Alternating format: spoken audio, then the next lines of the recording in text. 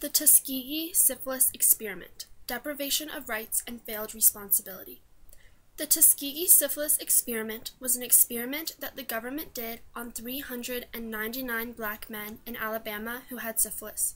It was an awful, unjust, and irresponsible thing that the government did occurring from 1932 to 1972.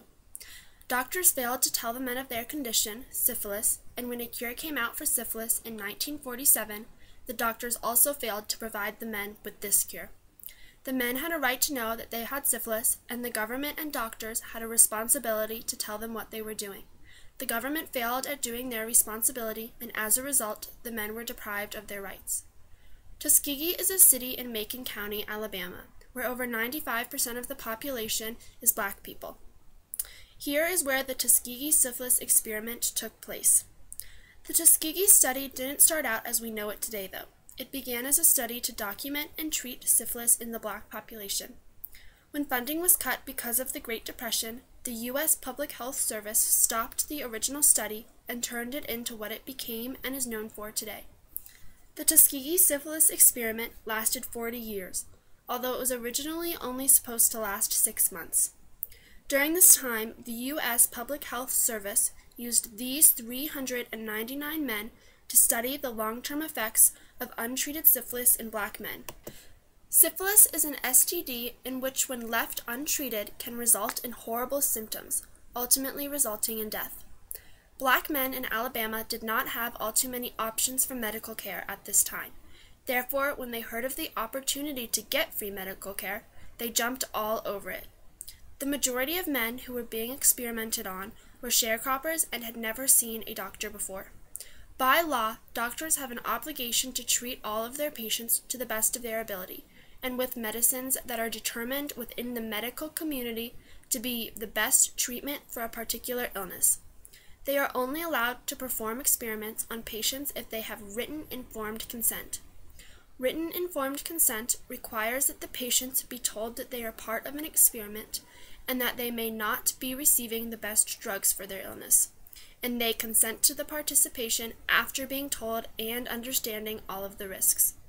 The doctors in this study intentionally withheld from their patients the information that they were in fact not going to be receiving proper medical treatment. On top of this, they never even told their patients of their actual condition, instead saying they were in for bad blood. The doctors breached their legal responsibility, and the patients were neglected of their rights.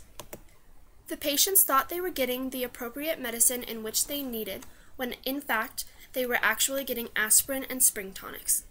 The doctors would do spinal punctures, chest x-rays, physical examinations, and blood tests in monitoring the advancement of syphilis.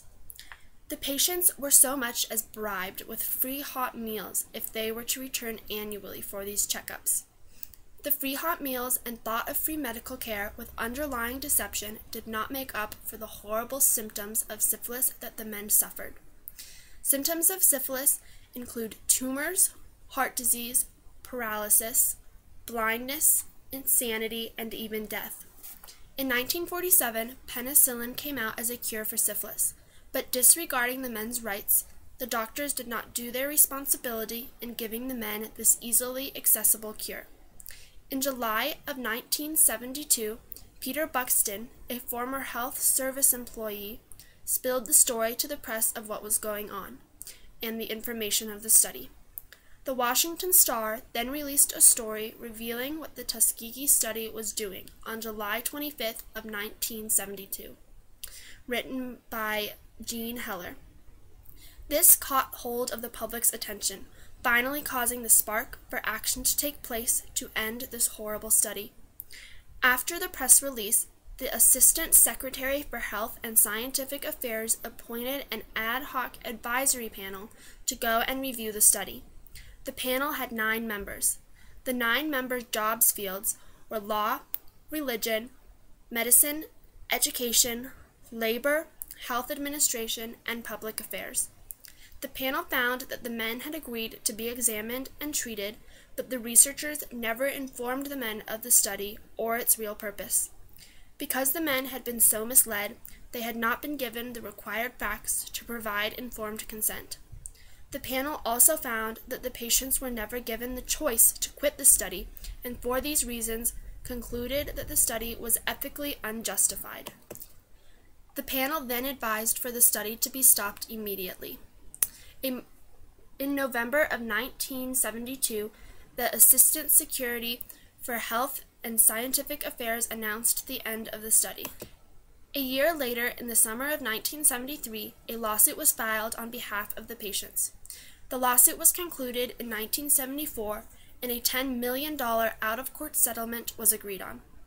The settlement also included that the U.S. government promised to give a lifetime of real medical benefits and burial insurance.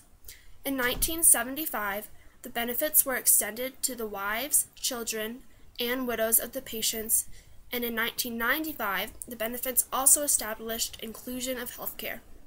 Although the program was shut down and the families were provided benefits, it wasn't near worth it or enough. 28 of the men involved died of syphilis. 100 of the men died of related complications. 40 of the men's wives had been infected, and 19 of their children had been born with congenital systems. All because our government thought it was justified and they were in the right to use human beings as laboratory animals in a long and inefficient study of how long it takes syphilis to kill someone, as Henry Reasoner, a news anchor, put it. Because the government failed their responsibility and deprived these men of their rights in treating these men, informing them of their illness, and treating their illness, the men involved not only suffered horrible physical outcomes, but them and their families were left with huge emotional distress as well as regarding with what happened to their loved ones, a discomfort that lives on for generations. One of the patient's granddaughters, Carmen Head, who had not yet been born when the study had been shut down, said, "I am angry about it, very, very angry about it, and it's a painful issue in my family." Carmen's mother, the patient's daughter, said, "It was something to be ashamed of, so it wasn't talked about. And we were really very disturbed after we found out my father was a part of it." The thought of your father being used so inhumanely in a study and the consequences he paid for the act he was not in the wrong for, but the government was, is just unimaginable. The physical expenses the patients and their loved ones faced are horrible, and the emotional ones should not be disregarded either, as they are just as unfortunate and unjust. Although the majority of our country felt this a horror and a shameful time of our country, one of the doctors, John Cutler, disagreed and stood next to what he did, saying, "These individuals were contributing towards the health of the black community, rather than simply serving as guinea pigs for the study." And when talking about the deprival of the cure penicillin, he said, "It would be undesirable to go ahead and use large amounts of penicillin to treat the disease because it would interfere with the study." He may think that what he and his colleagues did was justified, but the president at the time, Bill Clinton, strongly disagreed. On May 16, 1997, in the East Room of the White House, he made a public apology regarding the Tuskegee syphilis experiment. Done cannot be undone, but we can end the silence. We can stop turning our heads away. We can look at you in the eye and finally say, on behalf of the American people, what the United States government did was shameful, and I am sorry. This study opened the entire nation's eyes, including the president's, and will go down in history as one of the worst experiments our government performed. It will be remembered in time and will stand out as something to look back on and make sure we progress and not regress back into these types of deprivation of rights and failed responsibilities. The president's apology did not make up for the horrors that the government performed on these poor men and the tragedies they faced because of it. It does not change the fact that these men were completely deprived of their rights, and the government completely failed in doing their responsibility to treat humans as humans, not as lab rats. All in all, what was done was disturbing and disgusting, and violated the rights and responsibilities given in our Constitution.